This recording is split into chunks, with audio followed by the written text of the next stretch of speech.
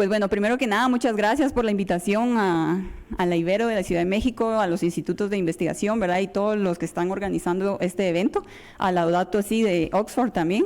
Yo vengo de la Universidad Rafael Landívar, de Guatemala. Pertenezco al Instituto de Investigación en Ciencias Naturales y Tecnología. Soy investigadora a tiempo completo y pues hoy vengo a compartirles un poco de la ponencia de las aproximaciones teórico-conceptuales entre ecología integral y diseño industrial. Para empezar, pues un poquito el contexto de esto.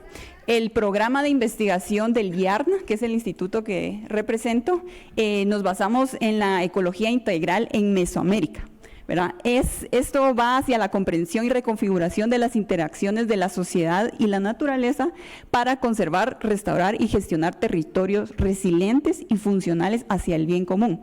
Esto a partir de la reestructura y la nueva agenda universitaria de investigación del 2021. ¿Y cómo esperamos o cómo materializamos esto? Pues con comunidades epistémicas. Hay 7 comunidades epistémicas hacia la ecología integral. Está el riesgo sistémico, paisajes funcionales, evaluación ambiental, salud integral, economía ecológica, economías regenerativas y tecnología para el bien común, que yo lidero este proyecto de investigación.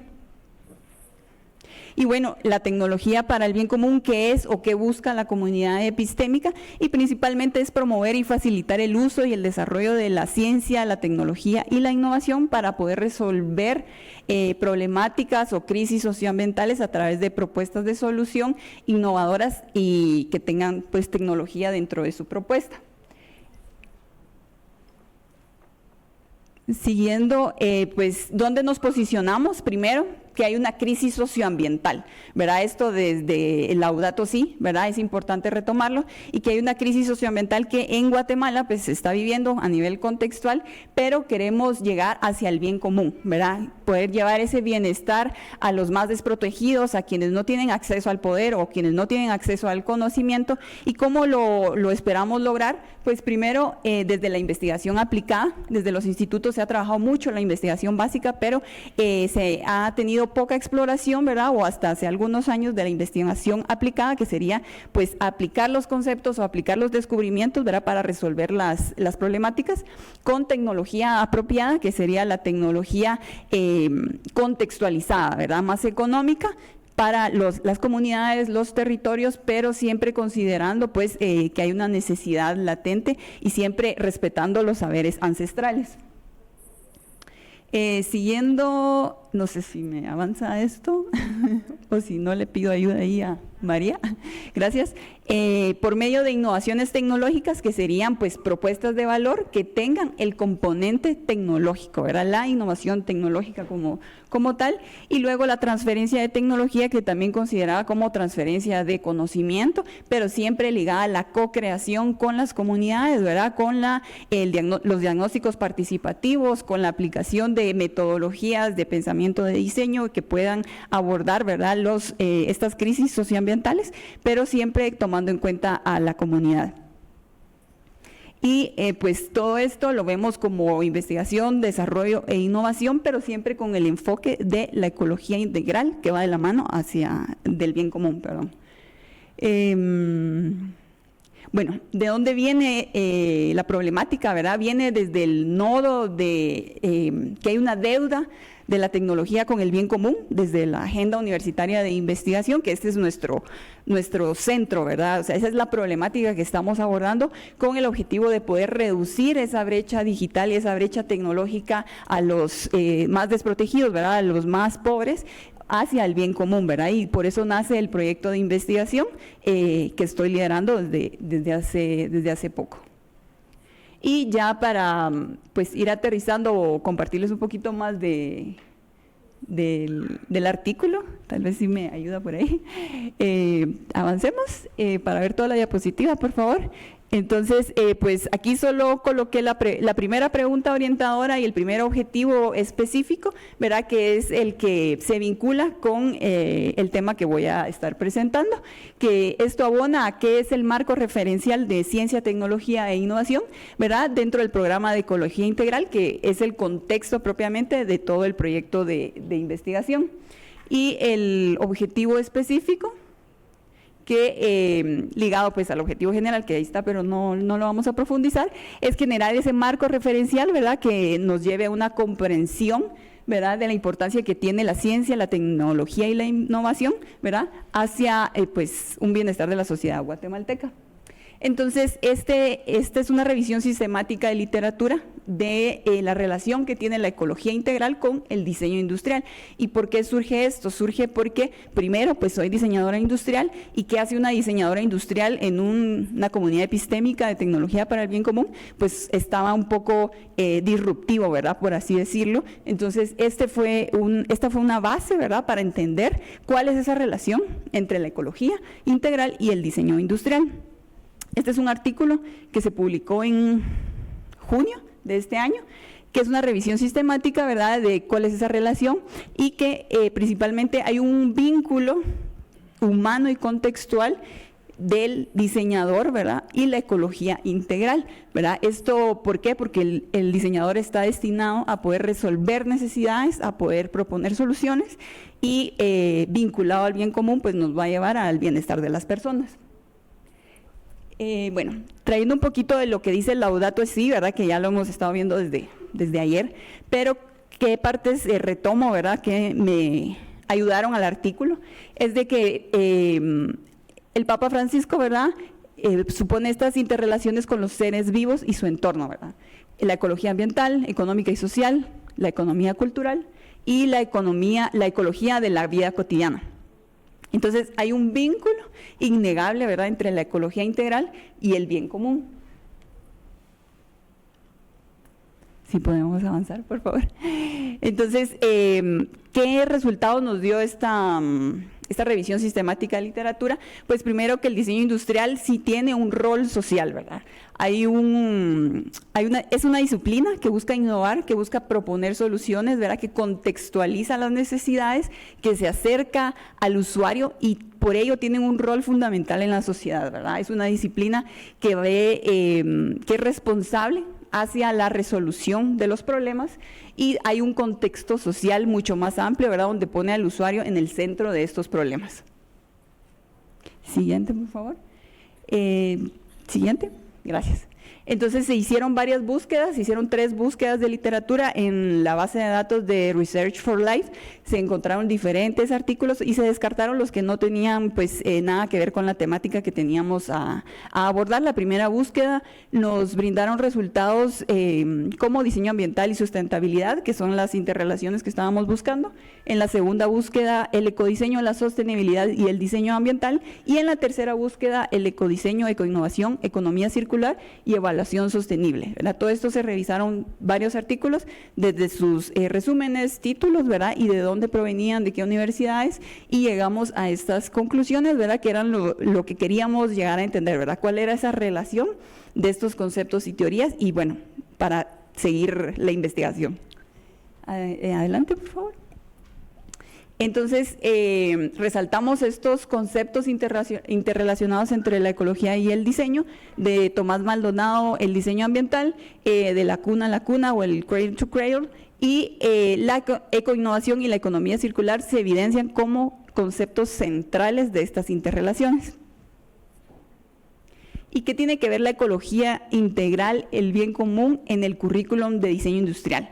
¿Verdad? Esto ya se ha venido trabajando un poco en la academia, con proyectos, con realidades, ¿verdad? Empresas, pequeñas empresas, productores y artesanos.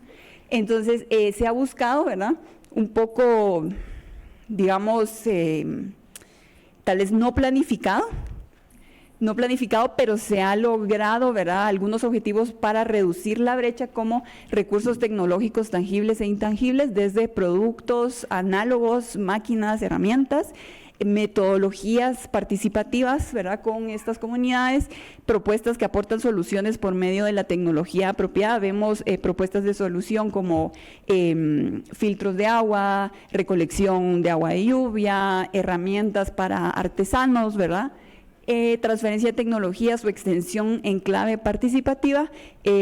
Muchos estudiantes hacen prácticas también, ¿verdad?, en las comunidades y trabajan y co-crean con los artesanos o con los pequeños productores para poder diseñar, ¿verdad?, entender las necesidades y diseñar este tipo de herramientas o maquinarias que brinden soluciones, ¿verdad? Luego, pues concluimos que el rol del diseñador es crucial, ¿verdad?, en el desarrollo de propuestas que brinden soluciones y que busquen el bien común para reducir los impactos negativos en el medio ambiente. Estos conceptos son diseño ambiental, ecodiseño, ecoinnovación, economía circular, son relevantes y son fundamentales en la intersección de estas temáticas. Y concluyendo, ¿verdad?, en 5 términos, 5 palabras, las interrelaciones entre ecología integral, bien común y diseño son sostenibilidad, ética, conciencia, adaptabilidad y colaboración. Así que creo que por ahí termino y doy la palabra al siguiente ponente. Gracias. Muchas gracias, Carolina, por presentarnos esta iniciativa. ¿Cómo es que la ecología va a ir atravesando también nuestra formación docente y nuestra formación disciplinaria en las universidades? Muchas gracias. Y seguimos con las chicas de las rutas de la transformación hacia el bien común. Jimena, Madaí y Cindy. Ellas nos van a platicar 3 casos de gobernanza y sustentabilidad en el sur de México. Gracias, chicas. Vale, buenas tardes, muchas gracias a todas, todos y a los organizadores.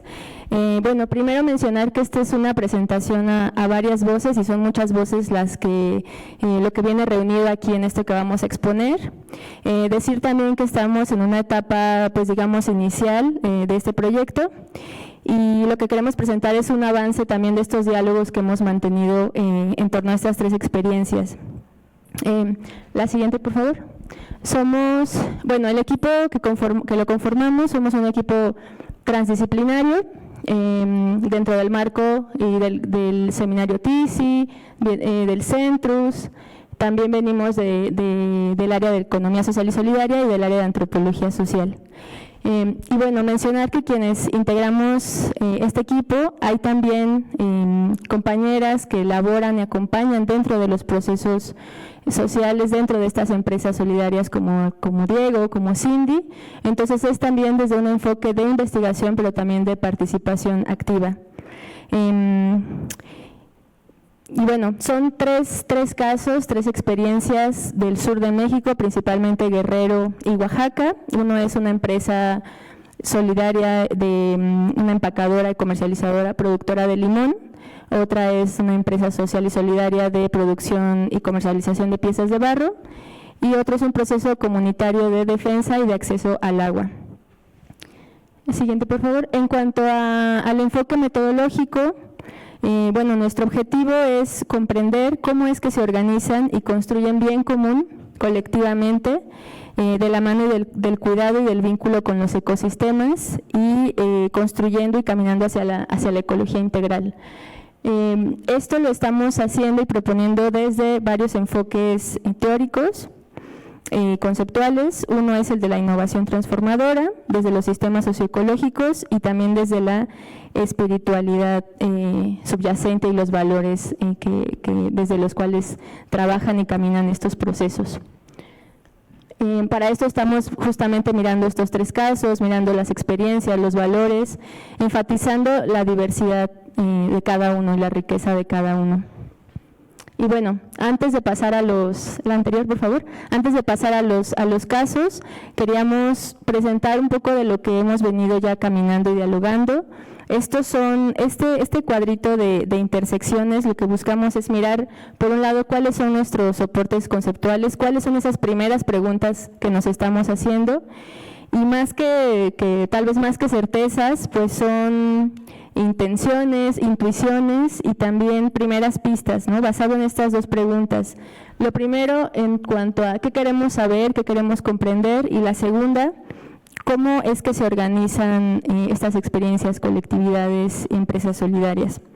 Entonces, desde el primer enfoque, que es el de innovación transformadora, que se centra en pensar cómo las colectividades construyen y buscan y encaminan hacia un cambio sistémico.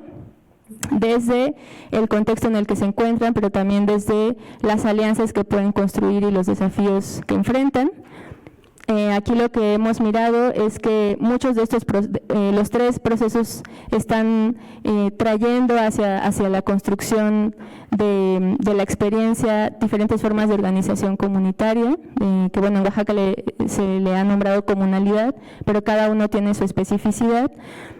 También en torno a desafíos, a procesos de gobernanza, a buscar asesoría y alianzas también externas que fortalezcan los procesos.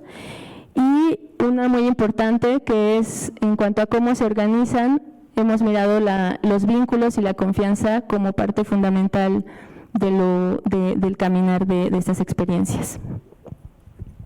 Y bueno, el otro marco que utilizamos es el de sistemas socioecológicos, y justo aquí lo que se intenta es encontrar este vínculo, ¿no?, entre las prácticas sociales y las dinámicas del propio ecosistema, que pues se integran y se alimentan la una de la otra, ¿no?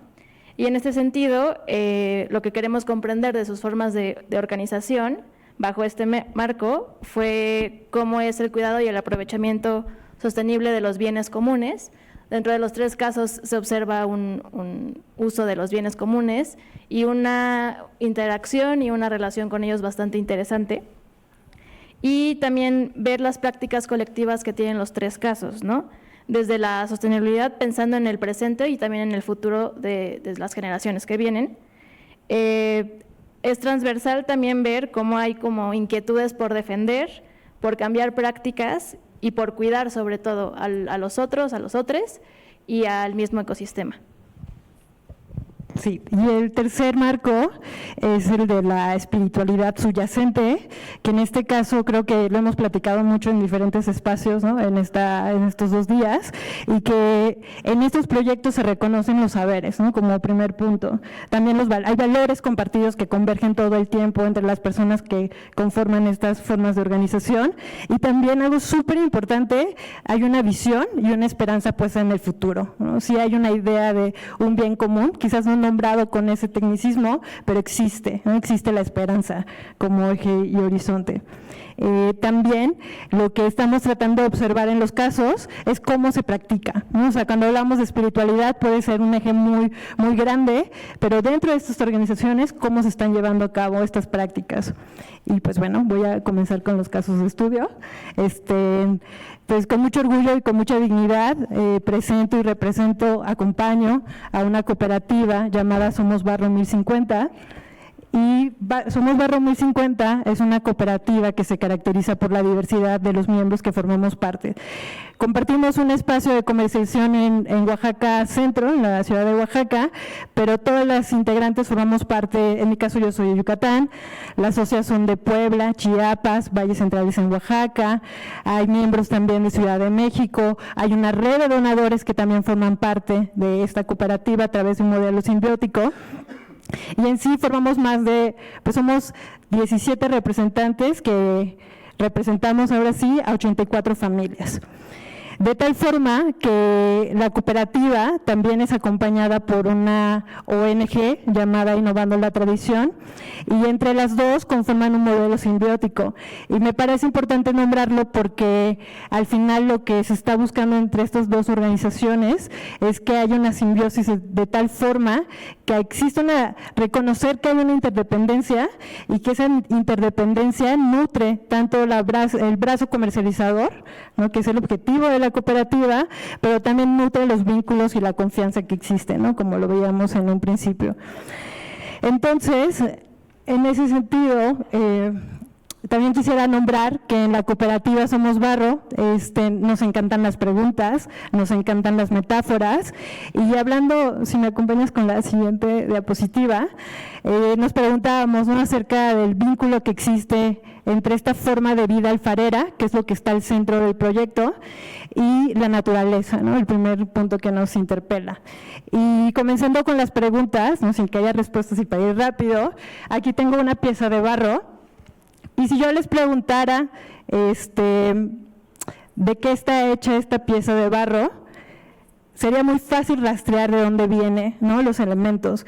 Y creo que la primera forma en la que nos inspiramos de estas prácticas de la alfarería es que las alfareras ahora sí que participan activamente en todo el proceso de producción versus si yo tomo este vaso y les pregunto de dónde viene o quién lo ha hecho. Y en ese sentido podemos decir que también hay un vínculo hiperestrecho, ¿no? Las alfareras toman lo que tienen en su montaña, esperan pacientes para lograr una producción de esos copaleros, ¿no? Que es un recipiente ritual, ¿no? Tradicional. Van a pasar más o menos 3 meses donde van a estar conviviendo con los elementos propios de la montaña, el río, y además en esa práctica van a esperar los tiempos climáticos porque no todas las condiciones climáticas abonan a la producción. Entonces desde ahí hay un vínculo como súper estrecho. Por otro lado también hemos observado a través de la práctica de asambleas cómo hay una práctica activa de la espiritualidad, por ejemplo el iniciar una asamblea con un copal, introducirnos a una asamblea de convocar a la palabra sabia y que las decisiones que salgan de esa asamblea no solo beneficien propiamente a las comunidades que participamos y a las personas, sino también nuevamente a la montaña, al río y a lo que está ahí, que sabemos que está presente y que hay que cuidar, ¿no? A través de esto. Entonces, ya para ir terminando y compartiendo lo que es nuestra visión a futuro, quería leer un fragmento, no un fragmento, me gustaría leerlo todo, rápidamente, son pocas líneas, pero sí lo que es nuestro manifiesto y lo que es lo que nos guía y lo que dicta nuestra visión a futuro. Entonces, como les decía, nos encantan las metáforas y nos encanta nombrarnos a través de otras historias. Y pues bueno, va rápidamente. Nuestro manifiesto nuestra visión es: somos una planta de biznaga y un techo del desierto, plantas resistentes que perduran aún en situaciones difíciles. Somos una planta que vive muchos años, creciendo despacio pero firme, sin caerse, aun cuando soplan vientos fuertes. Nuestros frutos, como el frijol, como la calabaza, dan semilla, que son las nuevas generaciones, personas nuevas, hijos de todos, que germinarán y crecerán como artesanos. Todas somos barro. Esa es mi palabra. No sé, creo que ya no hay palabra.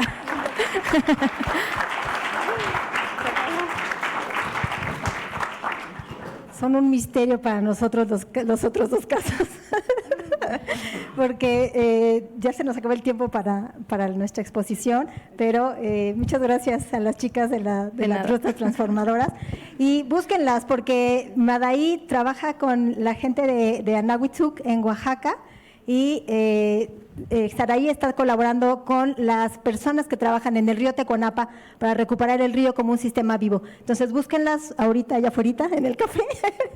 Perdón, pero no tenemos mucho tiempo porque juntamos las 2 mesas para poder escucharnos todas y todos. Pero estuvo muy bonita, muchas gracias. Bueno, vamos a seguir con nuestra siguiente presentación. Sí, chabolazo. Byron, muchas gracias. Byron Alejandro Galvez Campos, de la Universidad Rafael Landívar, viene con nosotros a platicarnos la dimensión epistémica del diálogo de saberes en el marco de la gobernanza climática de la Casa Común. Gracias, Byron. Muchas gracias. Gracias por la oportunidad de compartir aquí con colegas, activistas, académicos, académicas que se quieren reinventar desde una perspectiva crítica. La ponencia va en la dirección de discutir un poco las implicaciones epistémicas del diálogo de saberes en el marco de la gobernanza climática. Sí, podemos avanzar. A la siguiente diapositiva. Lo primero que voy a hacer es discutir un poco a nivel conceptual y teórico desde una revisión de literatura sistemática dentro del campo de la decolonialidad latinoamericana y también estudios de ecología política y conflictividad ontológica, que es el diálogo de saberes, y luego, ojalá que dé el tiempo, desde una perspectiva más fenomenológica, etnográfica, ver qué implicaciones tiene lo que conocemos dentro de una academia crítica y también una perspectiva que adopta mucho el Estado y la cooperación, que es el intervencionismo. ¿Qué significa intervenir en una comunidad? Que eso es un lenguaje que se utiliza muy frecuentemente dentro de los proyectos de desarrollo, sobre todo enfocados en adaptación climática. Y quiero discutir sobre todo las implicaciones político-cognitivas de ese enfoque. Entonces, para entrar en la presentación, ¿qué es el diálogo de saberes? En primer lugar, es una propuesta política en resistencia que viene no viene en primer lugar, de hecho, de la academia, sino de resistencias territoriales. La vía campesina ha sido un movimiento que ha empujado mucho este concepto desde sus luchas en los territorios. En resistencia, ¿frente a qué? Frente al conocimiento científico que se arroga el derecho de ser el único legítimo de interpretar la realidad, pero no solo interpretar la realidad, sino de construir la realidad y que tiene impactos más aún importantes de construir relaciones sociales y de construir relaciones socioecológicas también. Luego, el diálogo de saberes es un punto de encuentro con la otredad, que nace desde una ontología política de la diferencia, o una filosofía política de la diferencia, entender las diferencias, porque el sistema mundo occidental nos ha pasado un poco la aplanadora, homogenizándonos, aunque reconoce, digamos, diferencias culturales, lo hace desde la aplanadora, digamos, homogénea del sistema mundo moderno, y desde ahí se hablan de diferencias más bien culturales simbólicas y no tanto, digamos, el derecho a la existencia de la diferencia. Entonces, por lo tanto, esto también es justicia cognitiva, y como decía por ahí un hermano zapoteco que nos decía, ¿cómo podemos hacer academia crítica si seguimos siendo obedientes a Occidente?, decía él. Entonces yo creo que aquí es importante recoger este concepto de Walter Mignolo, que él dice que para transitar hacia una civilización otra, hay que ser desobedientes, hay que buscar una desobediencia epistémica, y eso va también en línea con lo que los decía Celia y Peter hoy en la mañana, de que esta transición exige un espíritu revolucionario radical para alcanzar lo que en el espíritu zapatista se conoce como un mundo donde quepan muchos mundos, y traducido también al lenguaje más jesuita o de Laudato Si, si quieren, una casa donde quepan muchas casas, porque no es una casa única, hay casas diversas. Entonces, sí, adelante, esto sería, digamos, con el fin de lograr el bien común en el marco del diálogo de saberes. Adelante. Si quieres puedes pasar esta. Solo en la anterior, solo para pasarla rápidamente, esa diapositiva, si quieres regresa, perdón. Pues ahí esto representa un sistema mundo a través de los objetivos del desarrollo sostenible, que son más que objetivos y estrategias. Es un sistema mundo, digamos, que sí, con este eslogan que para mí es políticamente muy poderoso, digamos, el de no dejar a nadie atrás, implica, digamos, la inclusión y la integración de personas que pertenecen a mundos otros, de otras culturas, al sistema mundo que está construido, digamos, a partir de los objetivos del desarrollo sostenible, porque es un modelo de vida que es muy occidental céntrico. Entonces, esta misma propuesta erosiona un poco la política de la diferencia y el derecho a la existencia de mundos otros. Entonces, sigamos. Para entender un poco qué significaba esto de desarrollar una desobediencia epistémica, cómo se constituyen, digamos, cómo construye mundo el episteme moderno o la civilización moderna. Primero, la división más básica que se ha discutido ampliamente en este foro es la diferencia jerárquica entre cultura y naturaleza, que a medida que los seres humanos se escapan de las condiciones que le impone la naturaleza, pues se dice que uno progresa, uno evoluciona, uno se desarrolla y alcanza una fuente de bienestar, para inscribir en ella pues la historia del ser humano, o sea, ocuparla, conquistarla, que es muy distinto a la perspectiva de habitar la naturaleza. Más bien esa perspectiva de habitabilidad se entiende como atrasado de las cavernas y más tradicional. Y en la esfera que está en la parte superior se ven otras esferas pequeñas, que son el reconocimiento dentro del sistema mundo moderno de las diferencias culturales, a partir de las cuales se crean también las democracias. Pero ahí se crean democracias toda vez que están insertas dentro de la cultura moderna. Entonces, a esto se refiere la antropóloga aymara boliviana Silvia Rivera Cusicanqui como las culturas permitidas o los indios permitidos, para que se entienda, digamos, las implicaciones desde ese término despectivo, digamos, de lo que implica reconocer diferencias culturales dentro de un mundo único. Y entonces decimos, desde un concepto también de Rancière, que la política no está hecha solo de relaciones de poder dentro de un único mundo, y por lo tanto tampoco la perspectiva no debe ser buscar justicia dentro de un único mundo. O sea, buscar la igualdad dentro del mundo moderno es imposibilitar la existencia de mundos otros, o sea, las diferencias culturales radicales.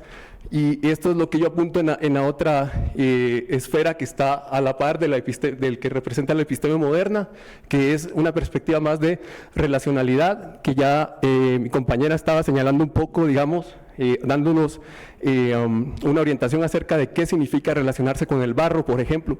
¿Qué implica, digamos, desde una metáfora desarrollada por Tim Ingold? Lo va a explicar desde un telar de la tela de araña.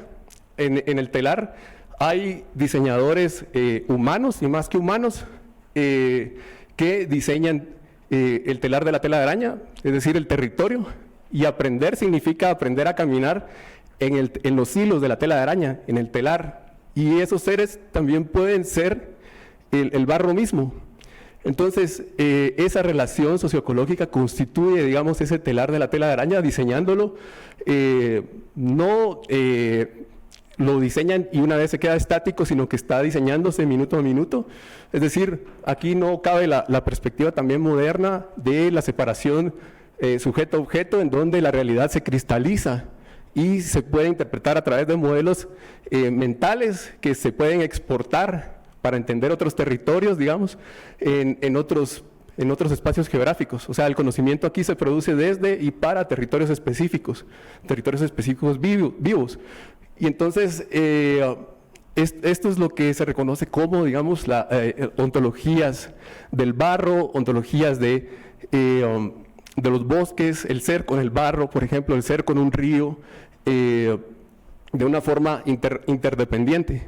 Y entonces, para entender un mundo donde quepan muchos mundos, tenemos que hacer una transición civilizatoria, que es lo que se ha hablado también en este foro. Gracias. Y termino tal vez con esta pequeña anécdota fenomenológica desde el encuentro con un campesino en el oriente del país, en Guatemala. Don Agustín se llama él. Él está dentro de sujeto a un proyecto de desarrollo en donde insertaron una semilla mejorada, en donde esa semilla mejorada evidentemente tiene otras racionalidades distintas a las semillas nativas y criollas, porque sí que han aumentado la productividad, pero también han provocado la inserción de estas comunidades en otro sistema de vida, que es más en una comercialización, digamos, porque la cosecha de esa semilla no permite el almacenamiento en tiempos prolongados porque se pudre. Entonces, esa semilla misma tiene una implicación política cognitiva que también construye sociedad de una forma distinta. Entonces, el insertar una semilla en un territorio tiene implicaciones político-cognitivas y puede ejercer violencias también, interrumpiendo mundos. Y por eso yo mencionaba que esta perspectiva del intervencionismo hay que tenerle mucho cuidado, digamos. No podemos, cuando vamos con la perspectiva del intervencionismo, estar ajenos a que lo que estamos haciendo es posiblemente interrumpiendo mundos, interrumpiendo sistemas de vida y por lo tanto identidades también. Órale.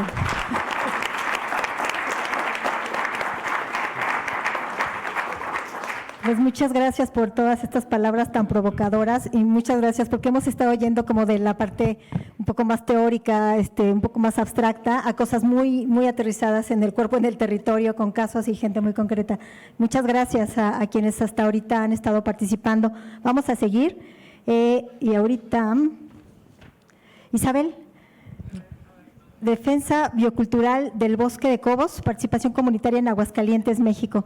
Muchas gracias, Isabel. Nos va a platicar un caso en Aguascalientes. Aquí tenemos algunas estudiantes de Aguascalientes y Pablito siempre nos dice, vamos a Aguascalientes. Cosas.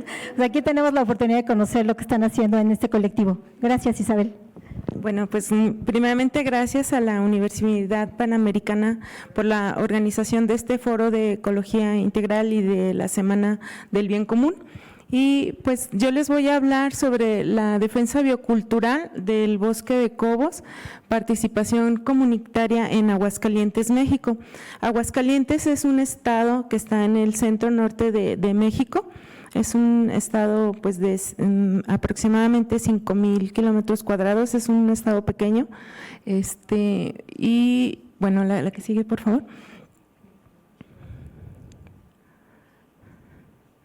El Bosque de Cobos es una subcuenca que abarca 3 arroyos, lo que es el arroyo Cobos, Parga y San Francisco. Estos 3 arroyos son muy importantes para la ciudad de Aguascalientes porque son para la recarga de agua y también de nuestro principal afluente, que es el río San Pedro. Aquí podemos ver la subcuenca, que mide casi 20,000 hectáreas, de las cuales solo están protegidos menos del 2%. Gracias a la labor de varias organizaciones desde el 2000, que han estado luchando por la conservación de esta área, se declararon 2 áreas naturales protegidas, una estatal y una municipal en el 2019, pero ha tenido varias problemáticas, como vamos a ver más adelante. Este arroyo de Cobos, como ustedes pueden ver, pues tiene una belleza paisajística, pero aparte es un sitio que nos habla sobre el pasado, o sea, hay capas estratigráficas, se han encontrado fósiles de la era del hielo. La que sigue, por favor. Como este tipo de fósiles, o sea, una rama mandibular del oso cara corta en el arroyo San Francisco, defensas de mamut en el arroyo Malacate. Esto está documentado por el paleontólogo suizo Oswaldo Moser desde la década de los 50 y el doctor José Alberto Rodríguez fue quien hizo el registro de esta área como localidad paleontológica ya reconocida por el Instituto Nacional de Antropología y Historia. La que sigue, y como patrimonio biológico, pues hay más de 100 especies de mezquites, huizaches, yuca, agaves, otol, nopales, baradús y garruños. Quizá ustedes cuando vieron Bosque de Cobos se imaginaban un bosque de pinos. No, los bosques también pueden ser de mezquites, o sea, esta flora es representativa de esta región del semidesierto. Y como fauna hay más de 100 especies como lince, coyote, venado cola blanca, algunos polinizadores y muy importante, tenemos varias especies que están en la norma de 59 de la Semarnat y también la Unidad Internacional de Conservación de la Naturaleza las considera como casi amenazadas, como lo es el murciélago trompudo polinizador que encontramos en esta región. De hecho, es el logotipo de nuestra asociación. También como patrimonio biocultural se han encontrado algunos alineamientos prehispánicos, lítica, es un ramal del Camino Real de Tierra Adentro. Ustedes saben que Aguascalientes forma parte de este gran ramal que va desde la Ciudad de México hasta Santa Fe, Nuevo México. Y bueno, alguna de las principales problemáticas pues es la contaminación, el tiradero de escombro. Como es un bosque que está cerca de la ciudad, si quieres aquí nos vamos un poquito más rápido, incendios forestales, corte de árboles, saqueo de material pétreo, caza furtiva, contaminación del aire, porque en esta zona es una comunidad marginada, se fabrican ladrillos, entonces pues hay un impacto ambiental en el aire. Y las plantas de tratamiento municipales no funcionan, hay descargas de aguas negras, lo que ocasiona pues que la fauna, la vegetación pues vaya muriendo. Hemos encontrado, por ejemplo, en nuestros recorridos varias caparazones de tortugas casquito. Las tortugas son muy resilientes y el ver tortugas muertas nos habla de la calidad del agua, ¿no? Que no es buena. Y bueno, sin duda la principal problemática pues es el cambio de uso de suelo para la construcción de fraccionamientos. Entonces, nosotros, ¿qué estrategia seguimos? La que sigue, por favor. Pues uno fue presentar un proyecto de un geoparque de esta zona. Como les comentaba, pues es una zona que tiene, se han encontrado fósiles de la edad del hielo, las capas estratigráficas, y esta figura es reconocida por la UNESCO y el gobierno amplió la propuesta. Nosotros estábamos proponiendo 2 municipios, el gobierno estatal amplió la propuesta a más municipios, más geositios, y pues está buscando el reconocimiento como geoparque en Aguascalientes. Y bueno, también varias organizaciones se han manifestado por estos fraccionamientos que amenazan nuestro bosque, y nosotros entregamos más de 10,000 firmas a las autoridades por medio de la plataforma change.org, colectamos muchas firmas. A la que sigue, por favor. Y otra de las estrategias pues es la educación ambiental, sobre todo en los niños, que nosotros llamamos los geochicos del Bosque de Cobos. Desde el 2019 estamos formando a estos chicos en observación de aves, en una contemplación, como nos dice el Papa Francisco en la encíclica, tenemos que hacer una conexión con la naturaleza. Entonces los llevamos a hacer recorridos por lo que es el arroyo de Cobos, para que ellos conozcan pues todo esto que les estoy platicando, ¿no? Que había fósiles, que había mamuts. Entonces se va generando una identidad del territorio en estos chicos. Y bueno, como bien veíamos en la mañana, pues una revolución, ¿no? Cultural, pacífica, incluso ya los medios pues hablan de ellos. Y otra de las estrategias fue un colectivo Mujeres del Bosque de Cobos. Estas mujeres tienen pues ya bastantes años organizadas, fueron quienes llevaron la escuela y el kinder a la comunidad desde el siglo pasado, finales del siglo pasado, que fue en la década de los 90. Ellos llevaron lo que es la escuela y el kinder, y desde el 2019 organizamos un festival biocultural gastronómico. Iniciamos con el rescate de recetas ancestrales y que se fueron heredando de generación en generación, sobre todo pues el uso de las vainas del mezquite. Como les comentaba, pues es un bosque de mezquites, y la vaina de mezquite, con esta vaina se produce una harina que es muy nutritiva. La FAO la considera un superalimento, es muy similar a la harina que fabrican en Oaxaca. Y también hacemos lo que son una ceremonia prehispánica, y vemos un copal, un grupo indígena de la región del altiplano. También lo mezclamos con danzas, con baile, y nuestro logotipo, como pueden ver, de las Mujeres del Bosque de Cobos es Mayahuel, que es la diosa del maguey. Hacemos lo que son, la que sigue por favor, recuperación de especies nativas, como son por ejemplo los agaves, que son de esta flora, y lo que son las yucas, el sotol, pero todo lo hacemos desde semilla, para que sean especies más fuertes. La que sigue, por favor. También en la dimensión de espiritualidad, dentro del Bosque de Cobos hay una capilla dedicada a San Francisco de Asís, que es el patrono de la ecología y quien inspiró al Papa Francisco para escribir Laudato Si, que quiere decir alabado seas. Entonces, cada 4 de octubre, dentro de la semana dentro de el tiempo de la creación, celebramos al finalizar el día 4 de octubre la fiesta San Francisco de Asís, y dentro de la semana Laudato Si nosotros participamos con una conferencia del enomotita. Enomotita hace daño a los mezquites, hay que retirarlo. La que sigue, por favor. Y bueno, también hacemos peregrinaciones a la Santa Cruz de Cobos. Y como conclusiones, pues tenemos que la importancia en la protección ambiental, vamos a seguir colaborando, difundiendo la importancia de este ecosistema para que la gente conozca el valor de lo que es el bosque de Cobos.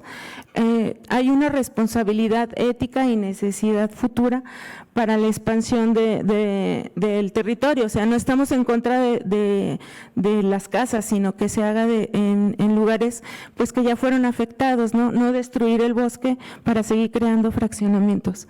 Y bueno, la defensa biocultural es la unión comunitaria, que es una poderosa herramienta para la preservación de nuestra herencia cultural y natural. Y bueno, también el espíritu de la ecología integral, entendemos que la defensa del bosque de Cobos no solo es una lucha ambiental, sino también un compromiso con el bienestar de nuestra comunidad y de las generaciones futuras. Y como dice el Papa Francisco, el mundo canta un amor infinito, ¿cómo no cuidarlo? Sigamos siendo semillas de esperanza. Nosotros creemos que las cosas sí pueden cambiar. Gracias. Muchas gracias. Gracias, Isabel. Nosotros también pensamos que las cosas pueden cambiar, por eso les agradecemos mucho que estén aquí compartiendo. Vamos a seguir escuchando entonces ahora a Diego. Te toca, Diego. Diego Antonio Contreras, del Tecnológico Universitario del Valle de Chalco. Él va a platicarnos la utopía, la sustentabilidad y la democracia subsumidas en la ecología integral como un paradigma de paradigmas para ir más allá del antropoceno. Y como no traje presentación, seré más breve también en esa parte. Gracias. De un poquito ahí del Tecnológico Universitario del Valle de Chalco, participamos en la red de Ecología Integral, que nos convocó la provincia mexicana de la Compañía de Jesús, y en esta red participamos las 3 grandes obras, las educativas, hay las Universidades Iberos, el ITESO, ICIA y el TUPCH, y también los colegios jesuitas, las obras sociales y también las obras pastorales. Dentro de esta red tenemos varias comisiones y nos toca participar en la comisión teórico-práctica, metodológica, y que también de aquí de la Ibero, Ciudad de México, participa Dulce María. Y esta reflexión colateral de dialogar, reflexionar sobre la ecología integral, hubo un cuestionamiento que decíamos, no podemos definir la ecología integral, o por lo menos desde esta comisión no nos atrevimos a definirla. Tenemos el gran horizonte del Papa Francisco con Laudato Si, y en el capítulo de la ecología integral nos permitió tener buenos diálogos, reflexiones, pero también como obras de la Compañía de Jesús, el que estamos haciendo, cómo lo trabajamos, el de nuestras reflexiones y más. Y por eso este pequeño texto de problematizar sobre la ecología integral como un paradigma de paradigmas, y algo que en esta reflexión colateral sobre ese espacio en el que participamos, me parece importante revisar lo que entendemos por paradigma. Ahí hay un historiador de la ciencia, Thomas Kuhn, que en la estructura de las revoluciones científicas, en la atención esencial, problematiza sobre el paradigma.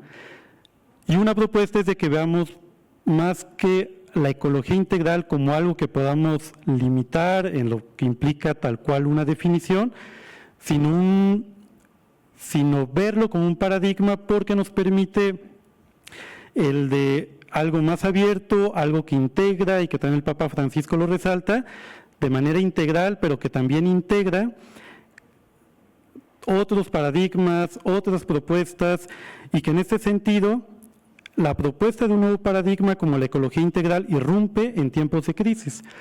Y es lo que estamos problematizando. Estamos en una crisis civilizatoria, una crisis socioambiental, y hay un planteamiento que me gusta del pensador ecuatoriano, también mexicano, Bolívar Echeverría, que él resaltaba que en esta crisis civilizatoria es porque la vida civilizada está matando a la propia vida.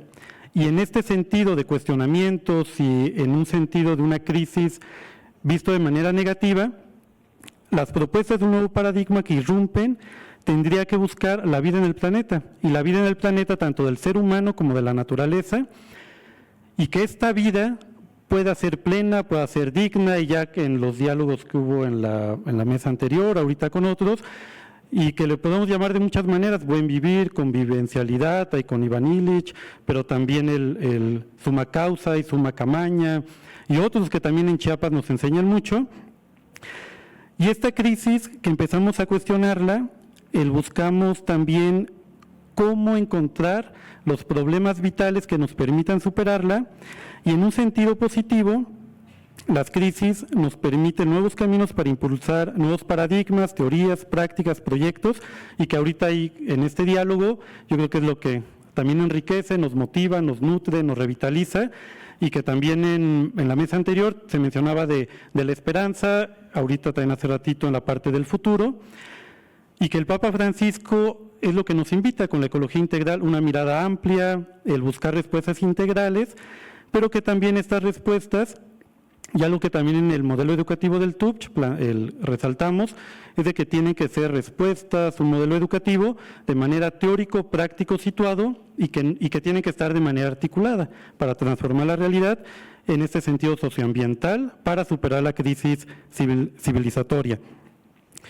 Pero también es importante que un paradigma no se construye solo, no permea solo, no es porque haya una crisis, ya ese paradigma nos va a convertir, sino que implica que haya un sujeto que lo impulse, que lo construya, que vaya viendo estos ejemplos concretos, reales, cotidianos, para que ese paradigma se vuelva parte de lo común, por así decirlo, y que implica de un sujeto, un pueblo, una comunidad, una organización, y que en este sentido, a mí me gusta llamarle comunidad, que es quien va a asumir y que va a construir, que va a impulsar, que va a convencer, que va a cautivar de asumir este paradigma para seguir transformando, pero también un paradigma busca dar soluciones, y soluciones de una manera amplia, no de manera que absolutice solo un punto, y por eso es importante que la ecología integral, como un paradigma de paradigmas, integra este gran abanico de propuestas, la sustentabilidad, el buen vivir, el bien común, diversas ecologías,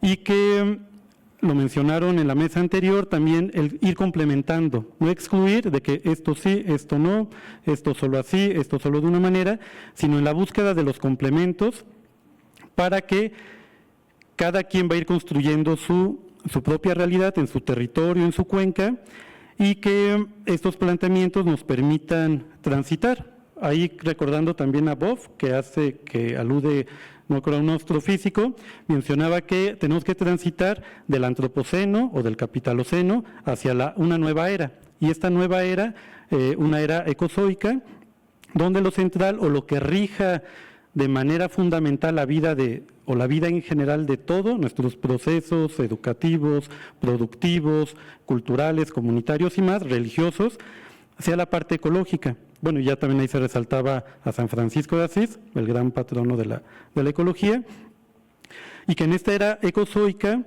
nos permita vivir dignamente a todas y todos. Por eso es importante ir más allá del antropoceno o capitoloceno como una era geológica del ser humano que ha impactado el planeta de una manera crítica. Y también hay esta concepción de que en el paradigma de la ecología integral, que articula e integra lo social y lo ambiental, pero también una concepción diferente del ser humano que habita la tierra, pero que somos de la tierra, y de ahí ya con lo que nos compartían de Barro y de otras más experiencias, también un pensador romano, Lucrecio, expresaba: con toda razón se ha dado el nombre de madre a la tierra, pues de la tierra ha nacido todo. Y en este sentido tendríamos que superar de manera análoga el fetichismo, bueno, que en el Capital hay con Marx, el fetichismo de la mercancía, en este sentido el fetichismo del antropocentrismo, donde el ser humano ya no se absolutice, sino que el ser humano es un ser natural, es de la naturaleza y hemos nacido de la tierra. Y también la importancia de cuidar la tierra, de poder preservarla y cohabitar con todos los seres vivientes y superar esta lógica dinámica de la máxima ganancia, que también en este extractivismo al infinito y que entre más consumo más extraemos, por esta lógica se siguen socavando y también lo comentaban en la mesa anterior un compañero, y que también Hinckelhammer lo resalta en sus textos una y otra vez, que seguimos socavando las dos fuentes de riqueza, el ser humano y la naturaleza, y se vuelve un suicidio en esta misma dinámica. Y por el tiempo, vamos ya. Ya en este sentido, para el del paradigma de paradigmas de la ecología integral, con 3 vectores que me gustaría resaltar, puede haber más, no son únicos, pero en estos diálogos que hemos tenido, creo que es importante seguir anhelando en este sentido utópico, y de la utopía, junto con la sustentabilidad y también la democracia. Hay una frase que me gusta mucho de Lewis Mumford, y con esto nada más resalto lo de la utopía. El tamaño de nuestra utopía puede ser grande o pequeña, que puede comenzar en una simple aldea o abarcar toda una región, un poco de levadura en la masa, y si un genuino patrón de la utopía se implanta en una determinada localidad, puede ramificarse por todo un continente. Si nuestras utopías surgen de las realidades de nuestro entorno, será bastante fácil asentarlas sobre cimientos firmes. Y en 2 ideas fuerza sobre la sustentabilidad, el de la importancia de que ya no sigamos afectando los procesos ciclonaturales, ni este desgarramiento del ser humano y la naturaleza, sino ir adaptándonos a los ciclos naturales.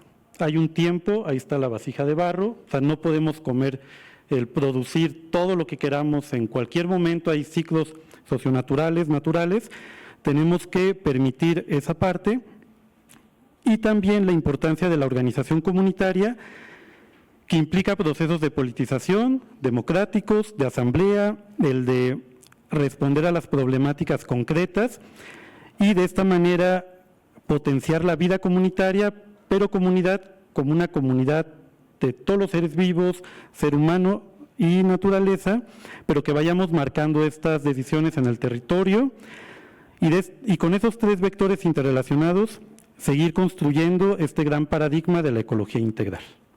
Y bueno, era una pequeña reflexión de estos procesos de ecología integral en la provincia mexicana, desde las distintas obras de la Compañía de Jesús.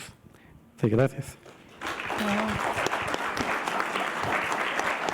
Muchas gracias, Diego. Muchas gracias por compartirnos todas estas reflexiones. Un recorrido muy interesante y muy rápido. Te agradecemos mucho. Y vamos a seguir con Carlos David González Aguilar. David es famoso aquí en la Ibero porque hace cosas bien bonitas de antropología. Bueno, yo soy fan, entonces a mí trae porra, David, el día de hoy. Hacer el agua, dice don David, hacer el agua, afectividad hídrica en la Huasteca veracruzana. Va a platicarnos un poco de su trabajo de investigación. Gracias, David. Bueno, buenas tardes a todos. Muchas gracias por mantenerse activos en este foro tan importante relacionado con la ecología integral.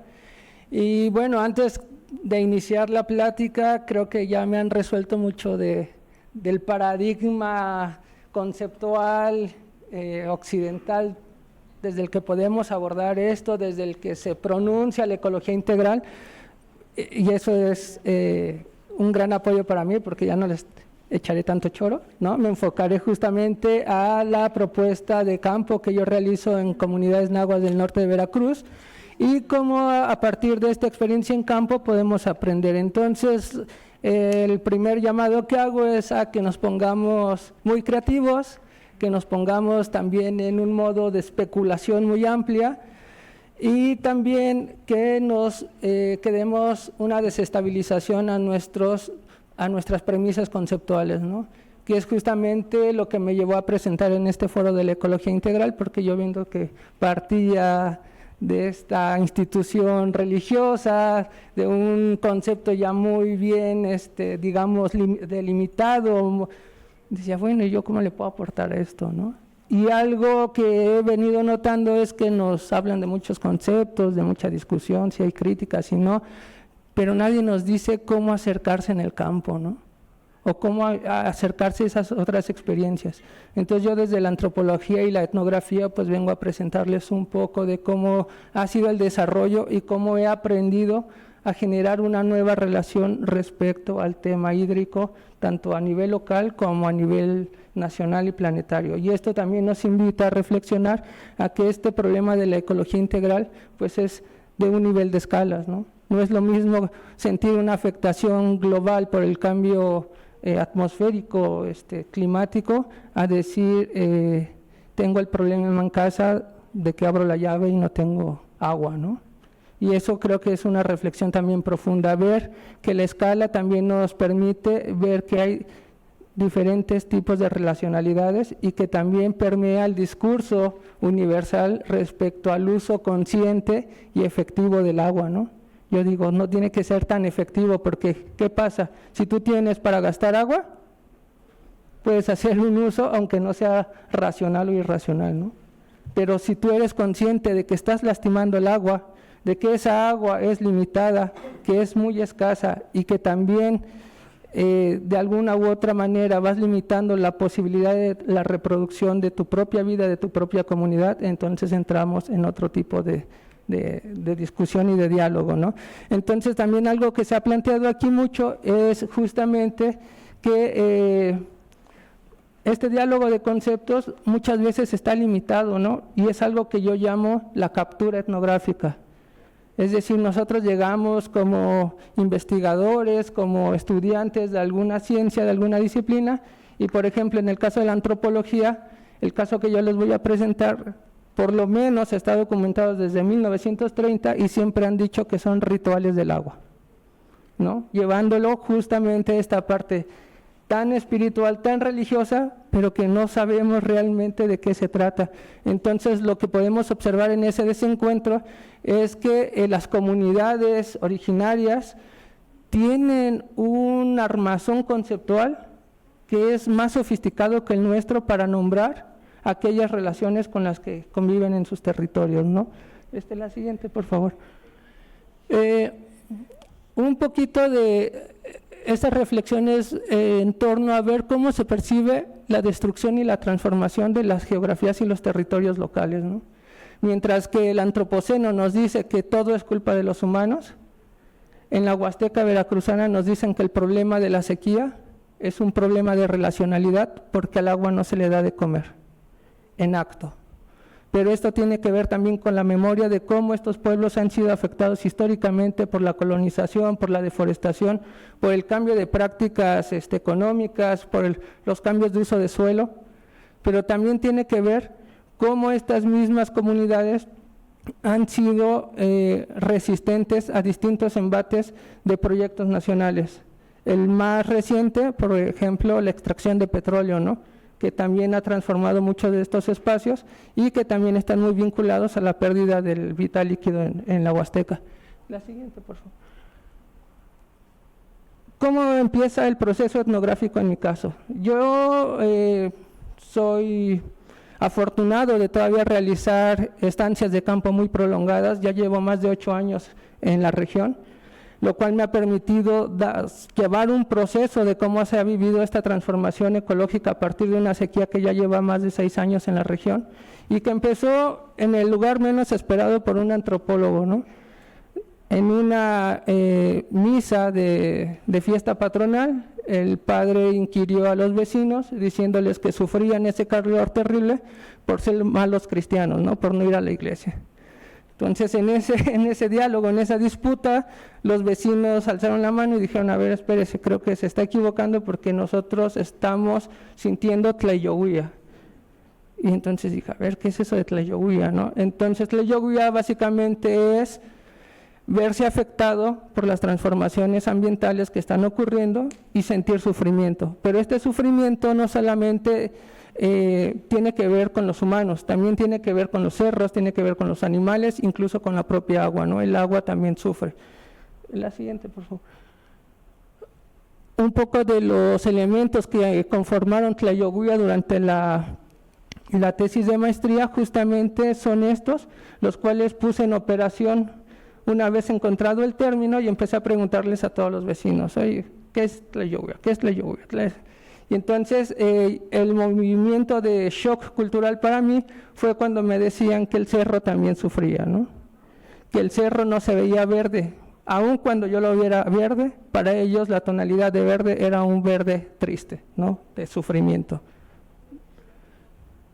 Entonces, la etnografía puede contribuir a la ecología integral justamente ampliando esta mirada conceptual a partir del encuentro de otros modos de existencia, tanto epistemológicos como ontológicos. Y esto es muy importante porque también creo que en estas propuestas conceptuales muy pocas veces se hace el reconocimiento de esa alteridad, ¿no? Lo que comúnmente conocemos como la otredad, ¿no? O el otro.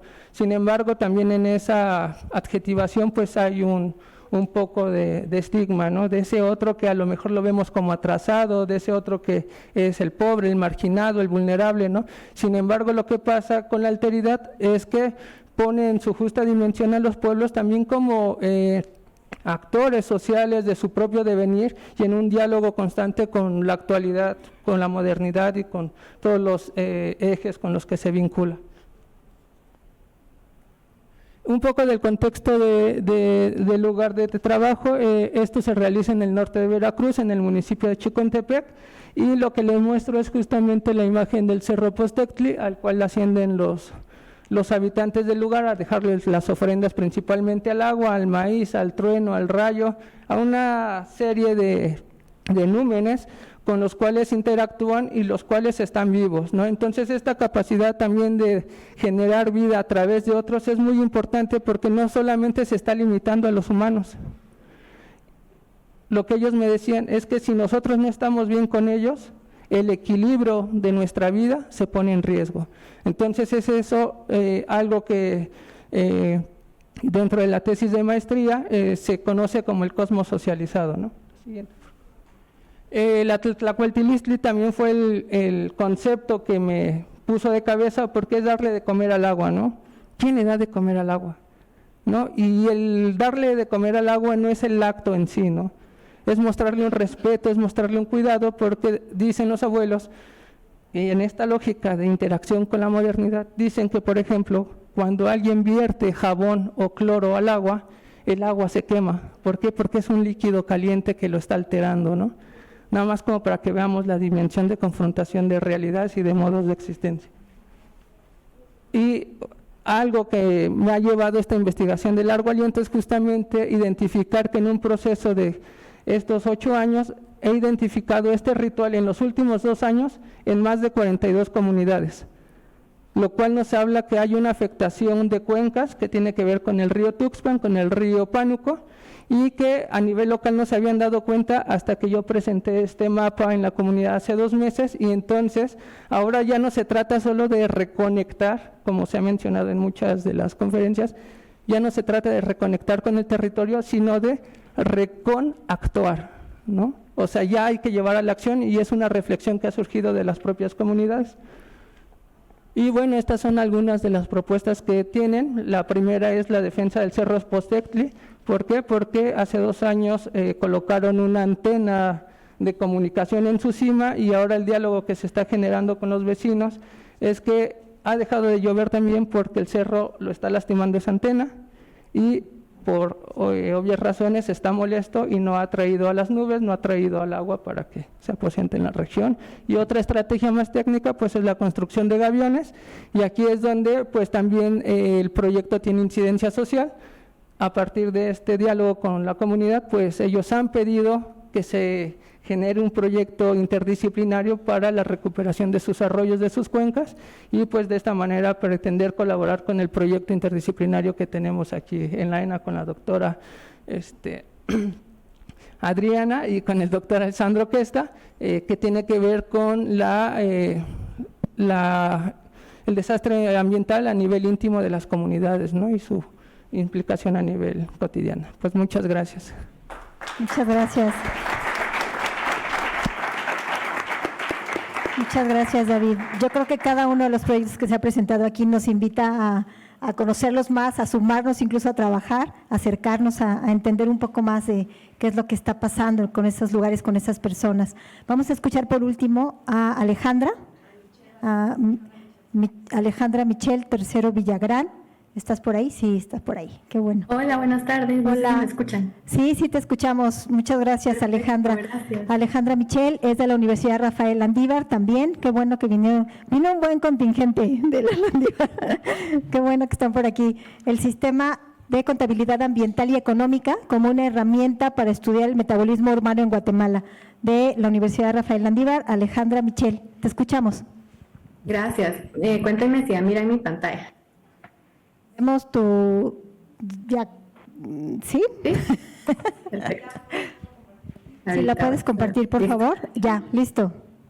Bueno, entonces, buenas tardes y gracias por la invitación a presentar en este foro. Yo soy Michelle Tercero y esta investigación la realicé con Juan Miguel Goizueta y Paulina Reyes. Y yo, por mi parte, en este instituto investigo todos los temas urbanos, de crecimiento y sostenibilidad urbana. Entonces, pues, la investigación va un poco por esa línea del urbanismo. Para dar un contexto general, Guatemala tiene lo que algunos autores llaman como macrocefalia, que quiere decir que la concentración de población y actividades económicas está sobre todo en el área de la capital. Y el resto de población y actividades económicas sí se distribuyen en el país, pero hay una fuerza muy importante en el área metropolitana y la capital. También en la pequeña gráfica que tengo aquí a la derecha podemos ver en rojo la cantidad de población urbana, cómo ha ido aumentando en el tiempo, y la población rural cómo ha ido disminuyendo. Y fue en el año 2010 que tenemos esta transición urbano-rural, donde ahora somos más urbanos que rurales.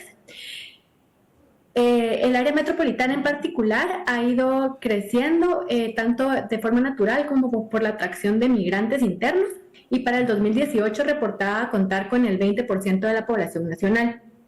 También contaba con el 62% de las empresas del país. Aquí la problemática es que existe un manejo incierto de los recursos naturales en esta área, y nos preguntamos si este departamento es eficiente en su consumo de recursos ambientales en comparación con el resto del país o con otras megaciudades del mundo. El objetivo de la investigación fue evaluar la eficiencia del metabolismo del área metropolitana en Guatemala en el consumo de recursos ambientales con relación al resto del país y a las tendencias establecidas por megaciudades del mundo. Que las megaciudades son las que tienen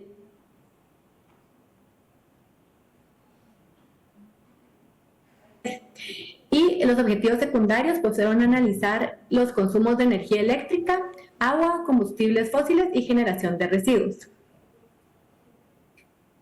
Les voy a presentar la estructura del artículo y la presentación. Primero vamos a abordar el marco teórico del metabolismo urbano, luego voy a presentar este sistema de contabilidad ambiental y económica, SCAE, luego abordar brevemente el antropoceno y la ecología integral, y la metodología, que la metodología consistió en regionalizar los datos del SCAE a escala departamental, ya que estos datos por lo general se calculan a una escala nacional, pero aquí los quisimos pasar a escala departamental para tener los datos que requeríamos. Y también, por otra parte, se recopilaron los mismos datos, pero reportados por entidades oficiales a partir de observaciones y de encuestas. Estos dos sets de datos que teníamos fueron comparados para entender la eficiencia en el uso de recursos de esta región metropolitana. Y también estos datos se compararon con los de las megaciudades para ver qué tan eficientes somos comparados con estas grandes ciudades. Luego tenemos los resultados, la discusión, conclusiones y bibliografía. Entonces, en general, el metabolismo urbano es la suma total de flujos técnicos y socioeconómicos que ocurren dentro de las ciudades, resultando en procesos de producción de energía y eliminación de desechos. En general, el metabolismo urbano lo que estudia son todos los flujos que entran a la ciudad, incluidos alimentos, agua, materiales, energía, suelo, cómo la ciudad los procesa, quién los consume, cómo se procesan y cómo se desechan estos residuos. Y pueden haber metabolismos circulares que son beneficiosos para las ciudades porque todo se vuelve a reutilizar y o a reciclar. Pero también pueden haber metabolismos lineales que generan una acumulación de desechos y emisiones. Entonces, este es un marco que se usa para estudiar la sostenibilidad en las ciudades. El sistema de contabilidad ambiental y económica, por su parte sale del sistema de cuentas nacionales, que este sistema es el que se encarga de medir las actividades del país para generar indicadores como el Producto Interno Bruto. El SCAE transforma estos flujos monetarios en flujos materiales y permite reflejar en flujos materiales tanto el consumo de agua, de la generación de energía eléctrica, los residuos, el uso de las emisiones de gases de efecto invernadero. Y dado que tiene una gran riqueza de datos de cuánto se está consumiendo, cuánto se está generando desechos y quién, entonces es una opción atractiva para suplir la carencia de datos, sobre todo a escala en los países en vías de desarrollo. Sin embargo, como les comenté, estos datos se estiman a escala nacional. Bueno, aquí el antropoceno y ecología integral, como ya tenemos un gran contexto de esto, voy a ser muy breve y solo voy a decir que en este contexto de que la actividad humana es la principal fuerza que altera los sistemas naturales, modificando su clima, sus ecosistemas, y que esto es probablemente irreversible y que sabemos que no hay dos crisis separadas, una ambiental y otra social, sino una sola crisis, entonces cabe cuestionarse que hay que buscar también soluciones que vayan más allá de lo tecnocrático y que más bien que hay que adoptar medidas que transformen de una manera importante la sociedad y cómo esta interactúa con la naturaleza. Siendo así, cabe cuestionarse si es coherente o no intentar integrar los sistemas urbanos en esta necesaria nueva concepción del mundo. O si los sistemas urbanos tal vez no son un buen camino para resolver esta crisis socioambiental. Entonces, ya pasando a la metodología, pues partimos del PIB nacional y cómo se regionalizó este PIB fue, por una parte, en base a los mapas de uso del suelo, que nos permitieron estimar las producciones agrícolas, de ganadería, silvicultura y pesca, ya a escala de departamento, y por otra parte, las actividades de industrias comerciales, y el resto de actividades se estimaron por medio de mapas de luces nocturnas, que es el mapa que vemos abajo. Y así pues pudimos crear una regionalización del PIB por departamento. Aquí vemos el mapa de Guatemala con todos sus departamentos y se estimó tanto el PIB como el uso de recursos en cada departamento. Por otra parte, la otra metodología de recopilación de datos que utilizamos fue la de reportadas por entidades oficiales. Entonces, por una parte buscamos los datos de energía, también datos de generación de desechos sólidos, de agua y de consumo de combustibles fósiles. Luego, pues estos datos fueron comparados, los que encontramos en SCAE y los que encontramos en las entidades oficiales fueron comparados. Y aquí vale pues mencionar que esto a veces del SCAE no es tan fácil de entender, pero aquí lo que asumimos es que el SCAE asume una eficiencia constante en todos los departamentos. Entonces, asume, por ejemplo, que 100 quetzales es la moneda de Guatemala, que 100 quetzales de producción de café en el departamento de Guatemala tienen un mismo impacto ambiental que 100 quetzales de una producción de café en cualquier otro departamento, probablemente uno mucho más rural que Guatemala. Y los resultados que esperábamos encontrar, ¿cómo esperábamos entender esto, verdad? Entonces, del lado izquierdo tenemos una gráfica que muestra una ciudad cada vez más eficiente. Esto sería si vemos que los datos del SCAE, que el SCAE atribuye al departamento de Guatemala son cada vez mayores en el uso, por ejemplo, de agua. Vemos que según el SCAE cada vez se atribuye más agua, pero los datos observados, si viéramos que cada vez que realmente se observa que cada vez se utiliza menos, quiere decir que hay una gran brecha de eficiencia en favor del área metropolitana a comparación del resto del país. Tal vez el resto del país no lo está utilizando tan eficientemente. Y una ciudad saturada mostraría lo contrario, ¿verdad? Que los datos del SCAE le asignan un uso menor de recursos, por ejemplo, otra vez agua o de energía, pero viendo los datos observados vemos un consumo muchísimo mayor. Entonces ahí ya estaríamos viendo que es una ciudad que no está siendo eficiente con su uso de recursos. Y luego, ¿cómo comparamos esto con las megaciudades? Aquí pues está este artículo de Kennedy y otros compañeros de él que hacen un estudio de varias megaciudades del mundo y que logran mostrar esta gráfica donde se puede ver la población de las megaciudades comparada con la población del mundo, el PIB que estas producen comparado con el PIB mundial y los demás indicadores, ¿verdad? Cantidad de desechos, cantidad de gasolina, de electricidad, uso de energía, agua y otros. Entonces vemos que el impacto de las megaciudades en el uso de recursos suele ser menor proporcional en relación a su peso económico. Y aquí también el artículo destaca que son importantes las políticas públicas, tanto a nivel nacional como municipal. Los resultados que encontramos. Entonces, en cuanto a las brechas... Michelle, un minutito para cerrar. Hola. ¿Sí? Sí. Gracias. Perdón, ¿se escucha? un minutito para cerrar, ¿sí? Gracias. Bueno, en cuanto a los resultados de energía, pues vimos una brecha creciente en cuanto al uso de energía. Quiere decir que estamos usando la energía de manera más eficiente en la ciudad, en el área metropolitana que en el resto del país. Lo mismo para los hidrocarburos. Para el agua también encontramos una brecha, pero esta brecha se va cerrando. Entonces, cada vez en el tiempo estamos siendo menos eficientes en el uso del agua en el área metropolitana. Y para los desechos sólidos, lo mismo, una brecha que existe, pero se está cerrando en el tiempo. También en cuanto a las megaciudades, pues encontramos ciertas similitudes de Guatemala con las megaciudades, pero sí encontramos algunas áreas donde tenemos áreas de oportunidad para mejorar en nuestro uso de recursos. Y pues en la discusión, también aquí, por ejemplo, nos preguntábamos si esta eficiencia en el uso de recursos de repente no se debe a que hay personas que carecen de recursos en el área metropolitana y por eso pareciera que fuera eficiente. Pero encontramos que no. Aquí en rojo vemos los datos de Guatemala, del departamento de Guatemala, y aquí hay una cobertura casi del 100% tanto de agua como de energía eléctrica. Y también, pues también de lo que encontramos de las brechas que se van cerrando, tanto del agua como de los combustibles fósiles, pues es importante mencionar que Guatemala no tiene un sistema de transporte público y masivo eficiente, y eso hace que todos utilicemos carro o moto, y se consumen muchos combustibles fósiles por el tráfico. Y el agua, pues también hay que revisar los sistemas, que no hayan tantas fugas, y hay que tener procesos de tratamiento de agua para hacer más eficiente el uso de esta agua. Y en las conclusiones, pues se logró utilizar el SCAE como una forma de medir el metabolismo urbano. También hay algunos límites de falta de datos, y a futuro pues se pueden hacer estudios entre varios países, y este uso del SCAE pues permite evaluar diferentes ciudades del mundo y compararlas. Muchas gracias. Y luego, pues por último, el estudio de metabolismo urbano y su posterior traducción en políticas públicas promueve un menor consumo de recursos y tratamiento circular de estos recursos, y es clave para maximizar el aprovechamiento de recursos naturales. Muchas gracias. Y así la urbanización permite contribuir a la sostenibilidad. Eso, gracias. Muchas gracias, Alejandra, Michelle.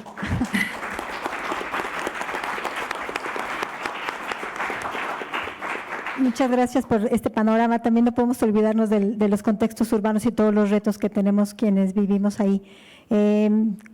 Seguimos con preguntas, pues seguimos abriendo el diálogo. Pablito, ya te vi. Ese es el compañero de Aguascalientes. Tenemos algunas. Michelle, ¿nos permites? ¿Puedes dejar de compartir pantalla, porfa? No sé cómo. Ahorita averiguamos, no te preocupes. Gracias. Listo, creo que ya. Muchas gracias. Gracias. Ok, acá tenemos una pregunta. Vamos dos por acá. También para la gente que nos esté escuchando en el Zoom, también se vale que alcen la mano. Se puede en inglés y en español, creo todavía por ahí. Entonces, vamos a empezar con algunas preguntas por aquí. Vamos a recoger 2 o 3 preguntas y empezamos a charlar entre nosotros, si les parece bien. Sí, me estaban llamando. Gracias, muy amables. Gracias. Yo estuve actualmente en una cooperativa, a través de una asociación civil en Oaxaca, Puebla, en donde ellos incentivaron a las personas a tener un mejor tratamiento del agua, sembrar amaranto, ¿no?, para poder ayudar a los proyectos sociales. Es muy interesante. La verdad es Alternativas, creo que se llama la asociación. Entonces, la verdad me transformó en el sentido en cómo lo escuché, porque yo me dedico a los temas ambientales, pero me faltaba como esto, ¿no?, la ecología integral. El personaje que nos dio la charla se llama Raúl Garcidiego, creo que va a venir por aquí, creo que por ahí anda. Sin embargo, lo que a mí más me tocó, ¿no?, es que él menciona, yo tuve un llamado, ¿no?, y entonces lo acaté y aquí estoy. Ahorita les comento por qué voy para allá, y es rápido. Me gustaría antes también iniciar con un comentario. Yo ayer me quedé preocupado porque decían que de entrada la ciencia o la parte como de acercar el conocimiento a través del positivismo es una cuestión como compleja, trágica. No entendí muy bien por qué patriarcal, no entendí muy bien por qué machista, ¿no? Sin embargo, sí me quedé un poco preocupado en ese sentido, porque hoy lo que escuché, o ahorita lo que escuché, es que necesitamos mucho de la ciencia para poder recoger el conocimiento tradicional, ¿no?, y de alguna manera acercarlo para poder transformarlo y para poder mejorarlo en todo caso, ¿no?, para ayudar a la sustentabilidad. Me quedé con esa preocupación. También me quedé con la preocupación de que de repente nos hemos referido en muchas ponencias o en muchos conversatorios, que lo voy a decir con mucho respeto, yo no estoy tan de acuerdo. Sin embargo, por ejemplo, esa forma de llamarnos, ¿no?, hacia nosotros todos, ¿no?, con diferentes letras, pues a mí me causa como conflicto. ¿Por qué? Porque estamos desintegrando para buscar integrar. Yo lógicamente no puedo generar minorías para después intentar recogerlas en un todos, ¿no? Yo no estaría como tan de acuerdo por ahí. Sin embargo, ¿no?, me preocupa porque en estas cosas que les comento, yo creo que hay una situación importante. Este señor Garcidiego dijo, yo me vine a vivir la pobreza, ¿no? Yo vine a vivir la pobreza. Yo salí de un contexto, él nos dijo fifí, ¿no?, me vine a vivir la pobreza a Oaxaca, y entonces fue como las personas se abrieron conmigo. O sea, no encontré otro mecanismo sino que vivir aquí. Entonces, de repente hemos hablado que somos académicos, ¿no?, yo soy académico, que deberíamos buscar en la política una solución, que debemos buscar en las personas una solución, pero la pregunta sería, para muchos que están acá que son académicos y el que quiera responderme, ¿estarían dispuestos a vivir en la pobreza para entender la necesidad? ¿O de plano solamente nos vamos a quedar como en el discurso de la ciencia recopila todo, hago un artículo científico, lo pongo al conocimiento de los demás, o realmente estoy dispuesto a transformarme a través de una vivencia totalmente personal? Muchas gracias. Acá hay otra pregunta. También se valen las preguntas en el Zoom, los compañeros, las personas que están en el Zoom, en inglés, español, creo que también por ahí hay algunos zapotecos. No sé si haya traducción en zapoteco-inglés, pero esperamos que pronto.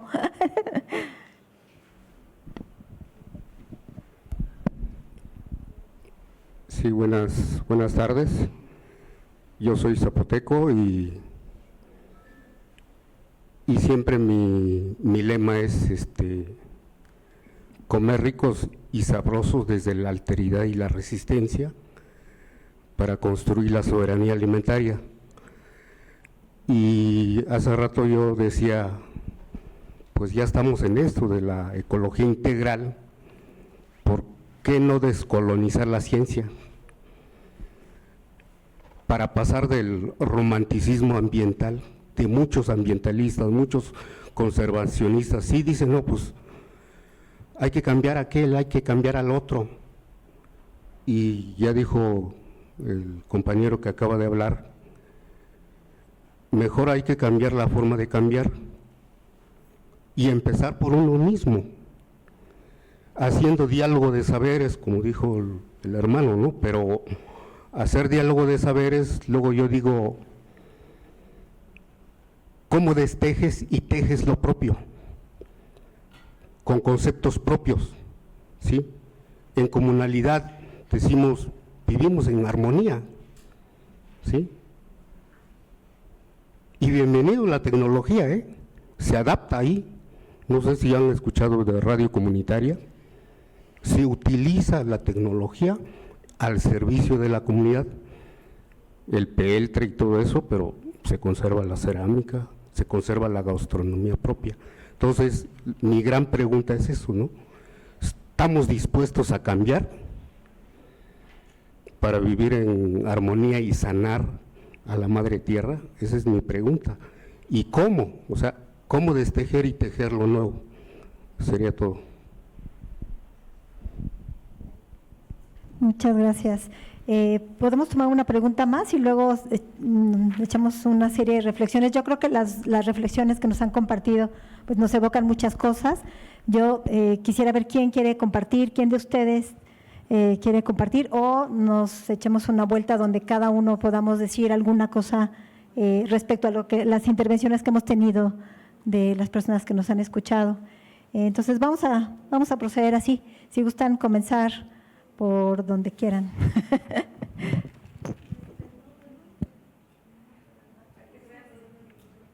¿Desde la izquierda? ¿De quién? Ok. Gracias. Con la tierra. Todo tiene posición política aquí. Sí, dice, como dice el compañero aquí, desde la izquierda, desde abajo y con la tierra. Sí, respecto al comentario que hacía el primer compañero, yo creo que desde una postura de académicos, académicas, críticos, hay que permitir, digamos, estos debates que se generan en torno a cómo estamos haciendo academia.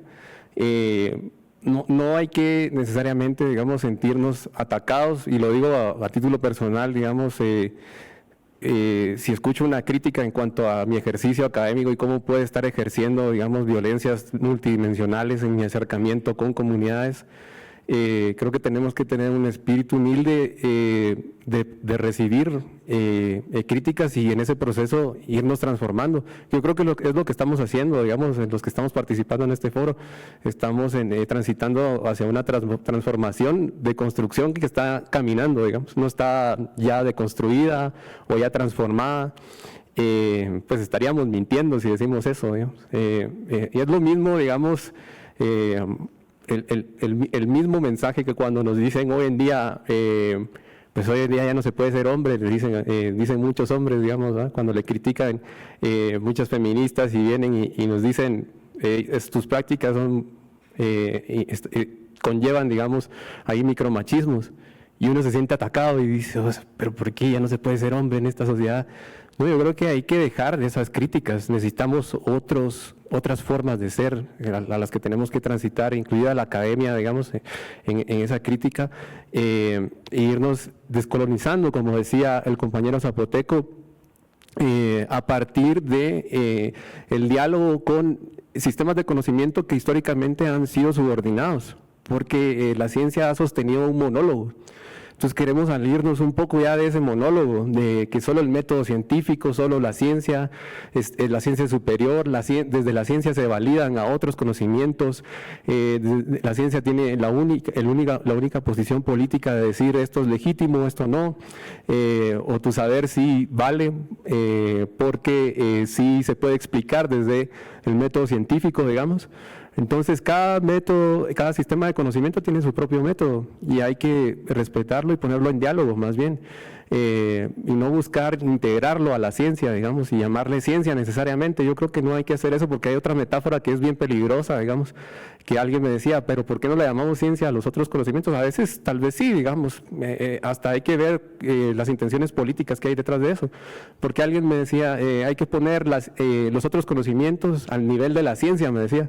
Y decía, eso es peligroso, o sea, decir que los otros conocimientos están debajo y hay que llevarlos al nivel de la ciencia, yo creo que eso es peligroso. O sea, los otros conocimientos son válidos en sí mismos y son desde los cuales se construye sociedad en los diferentes territorios. Y con respecto solo a la última postura acerca de que si nos atenderíamos al llamado de ir a vivir a comunidades, yo creo que sí, pero también hay que tener cuidado de no ir con un espíritu, y ahora lo digo desde el espíritu también jesuita, digamos. No hay que vivir con un espíritu mesiánico, digamos. Uno no va a salvar a las comunidades, o sea, las comunidades entienden sus relaciones sociopolíticas y han resistido históricamente, digamos, a muchas opresiones y entienden cómo salir de ahí y han salido de ahí estratégicamente. Entonces uno tiene que ir a aprender primero y luego pues ver cuál es la posición, cuál es el lugar de la academia como una perspectiva, como decía, de una manera más complementaria, digamos, y no que surja desde el conocimiento científico en primer lugar, digamos. Por ahí. Gracias por las intervenciones que nos hacen reflexionar un poco, ¿verdad?, de todas estas ponencias, ¿verdad?, y las discusiones que hemos tenido a lo largo de estos 2 días. Yo creo que es parte del equilibrio, ¿verdad? Es parte del equilibrio de respetar también las miradas, las diferentes miradas, y que somos seres que nos complementamos, ¿verdad? Tal como lo dice también el Papa, ¿verdad? Somos diferentes, pero tenemos igual que respetarnos tal y como somos, ¿verdad? Con el prójimo, con la mirada que traemos o los bagajes que traemos, los conocimientos que vienen implícitos en nuestra formación o en nuestra forma de vivir, que de alguna forma debería de haber un equilibrio, ¿verdad? un balance en el que podamos convivir todos en comunidad, ¿verdad? Si bien puede que alguien tenga un conocimiento distinto al del otro, pueden complementarse en el camino para hacer algo diferente, para hacer algo mejor aún, ¿verdad? Pero siempre manteniendo una postura de humildad, de empatía, ¿verdad? Hacia el otro, y respetar que, pues, como hay saberes, ¿verdad? Ancestrales, pero también hay otros saberes, y que podemos convivir, ¿verdad? Y que podemos transitar por esta vida al nivel del respeto y el equilibrio, y que no necesariamente tenemos que luchar, ¿verdad? Uno contra el otro, sino más bien encontrar ese balance entre todos los seres vivos en este planeta. Gracias. Híjole, creo que tengo un ejemplo muy interesante para estas intervenciones. En la comunidad donde trabajo existen quienes siguen a la costumbre, que es ofrendar al agua, existen evangélicos y está la comunidad católica de base, ¿no? Cuando se hace la ofrenda, el especialista ritual dice, el agua es para todos, todos estamos juntos. Y uno diría, los católicos, los evangélicos, no ofrendan al agua, no tienen relación con el agua. Tras los muros de la casa ritual, llegan y dejan su gallina, dejan su guajolote, dejan su maíz, dejan su dinerito, y todos contribuyen al bienestar comunitario, no al bienestar personal, individual. Y eso es algo que también tenemos que entender. La realidad de las comunidades está entretejida, está entrelazada. Entonces, esto nos lleva justamente a la reflexión de cómo nos vemos afectados nosotros como investigadores dentro de las comunidades, cómo afectamos a ellos, cómo ellos nos afectan a nosotros a partir de sus propias realidades, pero también cómo tenemos esa escucha activa. Y aquí, primero, antes que nada, una disculpa por no mencionar al compañero Jesús, que se encuentra allá atrás, que es estudiante de la doctora Adriana, con quien también pudo acompañarme a campo. Y creo que algo que nos hace reflexionar la escucha activa es tener humildad, ¿no? Como bien mencionaba Byron. Y esto creo que fue una enseñanza que yo aprendí a través de la experiencia de Jesús, porque a Jesús la gente no le hablaba, ¿no? O sea, llegó y Jesús era así como un ente que andaba ahí rondando el ritual y todo, y de pronto yo comprendí un poco, pero la gente, hasta que él no empezó a adoptar los códigos culturales locales de trabajar, de ayudar, de bailar, de traer, acarrear cualquier cosa, no fue que empezó a entrar en esa dinámica de relaciones. Entonces, por eso es muy importante encontrar el elemento que nos relacione con todo ese entramado de vida que son las comunidades en México, ¿no? Y en el mundo. Muchas gracias. Bueno, yo quería mencionar un poco acerca del comentario de la primera pregunta de que no había entendido porque decían que la ciencia era patriarcal y machista. Pues nada más porque se dice que, bueno, principalmente pues por lo de las ciencias duras y también, como ya había mencionado, del método científico, y pues que históricamente solo habían sido hombres los que habían hecho ciencia, ¿no? Y justo pues existen muchas ciencias, pero también muchos saberes, como ayer mencionaban, saberes plurales, ¿no? Me gustó mucho ese concepto. Y creo que no se refería ayer como a no utilizar la ciencia así en general, sino justo esta ciencia que solo se había quedado en que habían hecho estos hombres cis, blancos, europeos. Y creo que ahorita de la ciencia, la que nosotros en este panel estamos hablando, pues es justo estos saberes plurales, personas negras, mujeres, personas indígenas, personas queer. Creo que nos referimos a esta ciencia justo como vienen diciendo, más integral, más complementaria.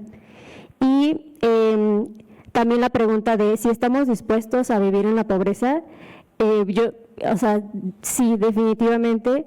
Bueno, personalmente soy una persona atravesada por la problemática del río Tula. Yo viví ahí, yo vivo ahí, y justo he conocido, he visto mucho estos casos de personas que están atravesadas por estas problemáticas ambientales y que se vuelven investigadores, van a la academia porque quieren entender quieren poner un nombre a lo que les está pasando, ¿no? Pero también justo no es como adoptar todos sus discursos de la academia, sino toman lo que les sirve para explicar su situación y lo que no dicen, o sea, pues sí hay ciertos conceptos que la academia tiene que pueden describir perfectamente, pero también pues ellos son los que están viviendo la situación, ¿no? Entonces no hay nadie mejor que estas personas que se vuelven investigadores para explicar lo que están viviendo. Gracias.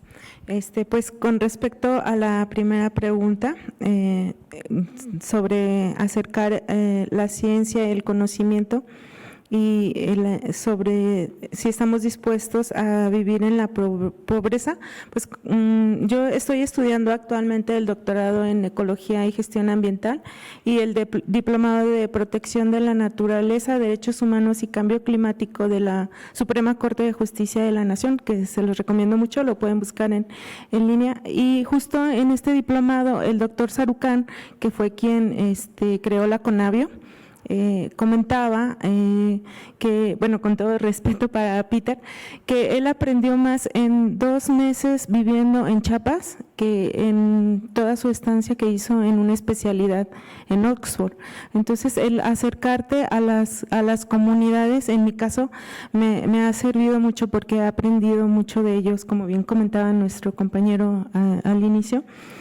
Ellos, pero llegar con una forma humilde, o sea, no querer nosotros enseñar o imponer, sino al contrario, el rescatar sus saberes y darles el reconocimiento, porque muchas veces las personas se acercan, los entrevistan. Ayer nos decían que los abuelos ya no querían compartir porque no se les da el reconocimiento, el crédito. Entonces hay que acercarse de una forma muy respetuosa a las comunidades y pues reconocer el valor que tienen y que han transmitido de generación en generación por miles de años. También, si estamos dispuestos a cambiar, pues como bien usted comentaba, hermano, pues el comer rico y sabroso para la resistencia es justo lo que nosotros hacemos en Mujeres del Bosque de Cobos, a través de este festival y el rescate de la comida tradicional. Somos cocineras tradicionales, pues es conservar la naturaleza y llevamos también un mensaje pues de ser más austeros, de no comprar tanto, no cambiar nuestro celular ni nuestra ropa tan seguido, porque estamos llenando el mundo, como bien dice el Papa, de porquería, ¿no?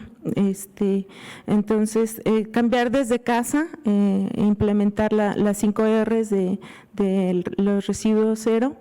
Y la educación ambiental en los jóvenes es muy importante, como lo veíamos con los geochicos, y la participación de las mujeres, que somos las defensoras de derechos humanos y del territorio. Gracias. Rápido, yo solo no me considero académica, el lugar que tengo aquí es un lugar porque acompaño a una cooperativa desde lo que sé, desde lo que aprendí, y quisiera, y resueno desde las preguntas, y me atrevo a preguntar qué es pobreza, quién la define, o sea, ¿por qué seguimos mirando a las comunidades como eso es pobreza? Y este privilegio, ¿no?, nos condiciona, ¿no?, como eso. Eso sería como mi primera pregunta. Y también en ese mismo direccionamiento, preguntar, ¿la pobreza solo existe allá afuera o también está aquí cerca de nosotros? ¿No? Yo vivo en condiciones en Oaxaca donde no tengo agua, ¿no? En la ciudad no hay agua. Y bueno, eso. Y lo segundo, ¿no?, consecuente a esa segunda pregunta, sería ¿cómo hacemos de nuestra forma de vida una forma digna? ¿No? Porque estamos inspirándonos de las comunidades y el sueño a veces se convierte en ir a vivir a la montaña. Y creo que la pregunta tiene que ser reflexiva, tiene que ser desde dentro y ver lo que los hechos, ¿no? Los actos han provocado en nuestro entorno inmediato, ¿no? La desconexión, la desvinculación, la falta de afectos.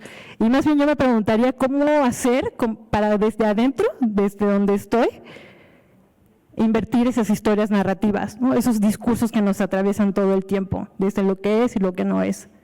Esa es mi palabra.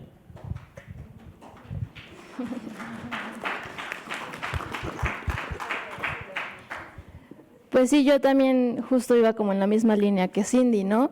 Hay muchos tipos de pobrezas y igual seguir viendo como a las comunidades que viven en pobreza, en las experiencias que yo he tenido en Chiapas y en Oaxaca en comunidades indígenas, están mucho más autorrealizados que otras comunidades citadinas, por ejemplo, ¿no? Y pues justo también en este sentido, ¿no? Hay que, en lugar de irnos a vivir la pobreza, en donde estamos ahorita, ¿qué podemos hacer, no? Ciudad de México ahorita enfrenta un montón de potencial para cambiar y un montón de potencial para actuar aquí también, ¿no? Porque pues cada quien trae su historia, cada quien ha tenido experiencias diferentes en contextos diferentes y no es necesario irnos a otro espacio para resolver las problemáticas mundiales y globales, ¿no? Yo vengo también de un contexto en donde la gente migra hacia allá porque hay naturaleza. En la pandemia mucha gente de Ciudad de México se fue para allá y lo que está sucediendo es que se están acabando los recursos hídricos, están construyendo más, están sobreexplotando y sobrepasando la capacidad de carga del ecosistema, ¿no? ¿Y qué va a pasar ahí? Otra vez va a venir la idea de, pues aquí ya no podemos seguir, nos mudamos a otro espacio, ¿no? Entonces yo creo que hay que observar en donde estamos ahorita, qué tipos de pobreza nos rodean y nosotros qué podemos hacer para transformar eso. Y pues también un poco en el tema del lenguaje, pues creo que el lenguaje que hemos venido utilizando tampoco ha hecho un cambio y tampoco ha integrado hasta ahorita, ¿no? Entonces, pues cuestionar estos lenguajes y cambiarlos es otro intento de incluir y de unirnos entre todos, ¿no? Quizá a veces desde la interpretación, pues no sé, yo puedo entrar en el concepto de ella, pero yo no entiendo al que no entra en ese concepto, ¿no? Porque yo me siento cómoda en ese espacio. Entonces, empezar a nombrar otros términos es parte de involucrar a los demás, en donde quizá yo estoy cómoda, pero no sabemos los demás, ¿no? Entonces, pues sí, creo que hay contextos pues muy diversos, ¿no? Ya nos están diciendo que se acabó el tiempo, ¿sí? Bueno, solo voy a decir tres frases, pensando también en la misma sintonía que hemos venido hablando. En las discusiones hablamos de cuando nombramos comunidades marginadas, nos saltó, ¿no? Como, ¿por qué marginadas? ¿Marginadas de qué? Y justo lo que platicábamos en el equipo era cómo se construyen formas de riqueza frente a esta idea de la pobreza, ¿no? Entonces creo que esas serían las preguntas de tarea, pensar cuál es nuestro ideal de vida, cuál es nuestro horizonte, nuestra utopía, cuestionar las ideas de la idea de progreso y de desarrollo y pensar en cómo construimos formas de riqueza desde donde estamos parados, ¿no? Porque como decía Jimena, nos mudamos a la montaña y vamos a llevar la misma estructura, la misma forma de pensamiento de la ciudad, eso no va a transformar nada. Solamente vamos a llevar las formas de pobreza de la urbanidad, que es extractivista, de ver a los bienes como recursos, ¿no? Entonces creo que esas serían las preguntas. Sobre la parte de la vida en comunidad, a mí me tocó ser parte de una comunidad en un pueblo originario, San Pedro Mártir, Alcaldía Tlalpan, y hay algo que aprendí desde las comunidades de base y una organización popular, es de que ser parte de la comunidad no es como en un sentido ecológico, ahí les voy y aquí vengo, sino que más bien uno se va integrando, uno va aprendiendo a vivir en comunidad, uno va aprendiendo a compartir la vida. Y en este compartir la vida era de todo, desde cerrar la autopista, parar un Walmart, el de ir al velorio, el ser el padrino de no sé quién, pero es compartir la vida ahí. Eso en un sentido, y el otro que me gusta mucho también en este abono de frases, de Ignacio Ellacuría, en este sentido de hacia una civilización de la pobreza, pero no pobreza, pues así en la parte crítico, económico y más, pero también en un sentido de la austeridad compartida, y el planeta también nos lo pide. Gracias a todas y a todos. Antes de que María nos cante la última canción, que ya hasta compuso un himno a la ecología integral, Michelle, ¿tienes un minutito para alguna frase, alguna cosa que quieras compartir respecto a estas preguntas? Si andas por ahí todavía, si te parece. No sé, creo que ya no está. Bueno, vamos, María, canta. Qué mejor escenario que con ustedes que han compartido tanto aquí. Entonces, Alberto, te invito para acá. Bueno, pues muchísimas gracias y muchísimas gracias por este día. La verdad es que lo que nos queda claro es que una mañana para un foro de ecología integral es imposible. Y por otro lado, pues sí, yo sé que juntamos la mesa y los apuramos, pero es que la riqueza de experiencias que se escucha aquí, pues la verdad es que creo que todas y todos hemos disfrutado mucho escuchándoles. Estuvieron aquí personas de Guatemala, de Brasil, de Nicaragua, de Ecuador, de Gran Bretaña, pero también personas de Tula, personas de Aguascalientes, personas que vienen con trabajos muy buenos desde Veracruz, personas de Chalco. Entonces, la verdad es de Valle de Bravo, de Oaxaca, de Yucatán. La verdad es que lo que queda claro es que la ecología integral es algo que está sumando y que está atravesando muchos espacios, muchos territorios, y sobre todo la suma de las diferentes visiones y de las construcciones de nuevas revoluciones y de nuevos paradigmas, pues la verdad es esperanzador, ¿no? Estamos acostumbradas y acostumbrados a escuchar la crisis, y aquí lo que estuvimos escuchando fueron respuestas, pensamientos y salidas, ¿no? Entonces, bueno, pues quiero agradecer especialmente a Yasmín, que estás ahí al pie del cañón desde temprano, que nos ha estado apoyando todo el tiempo en la cuestión técnica en el Zoom. Quiero agradecer a Mariana Iglesias, que tuvo que ir a acomodar otras cosas, porque realmente sin el seminario TISI, con el cual fue muy afortunado unir este foro del bien común, pues no hubiera sido igual. Entonces quiero agradecer a todas las personas del seminario TISI también, y bueno, a Centrus, obviamente, Adrián, Alejandro, José Alberto, que estuvieron aquí, y le voy a dar la palabra al CIES, a Alberto, por favor. No, gracias, María, y también de manera muy breve, yo también me siento muy agradecido, en especial por haberles escuchado. La verdad es que dan cuenta de experiencias académicas, de experiencias en la práctica, de resistencia, y yo creo que eso nos anima el corazón, ¿no? Y ayuda a que la palabra camine. Yo creo que es importante que la palabra camine para, como nos invitabas tú, David, a reconactuar, ¿no? Y yo creo que es un poquito como lo que nos interesaba de este foro en clave de diálogo de saberes, como ya nos lo indicaba el compañero. Recordarles que sus contribuciones están invitadas e invitados a un número especial de la revista iberoamericana de Economía Social y Solidaria, ECOS, para que puedan contribuir con estas ponencias hacia artículos, ya sea académicos o artículos de divulgación, y también es una invitación abierta para las compañeras y compañeros. No tiene que ser un artículo académico, puede ser un relato, una experiencia, si así lo desean. Es un espacio que busca justamente construir estos puentes académico-sociales para que desde una clave de diálogo de saberes podamos seguir generando que la palabra camine. Gracias a ti, María, que no te ibas a autoagradecer, pero la verdad es que muchas gracias para ti, María, porque has organizado todo este evento. Y muchas gracias a quienes han estado durante la mañana. Recordarles dos cositas. Uno, la Feria de Manos Abiertas sigue activa en la explanada. Les animo a que se den una vuelta. Y a las 4:15 regresamos con el conversatorio con Lorena Cabnal. Así que nos vemos aquí a las 4:15. Gracias a quienes nos acompañan. Muchas gracias.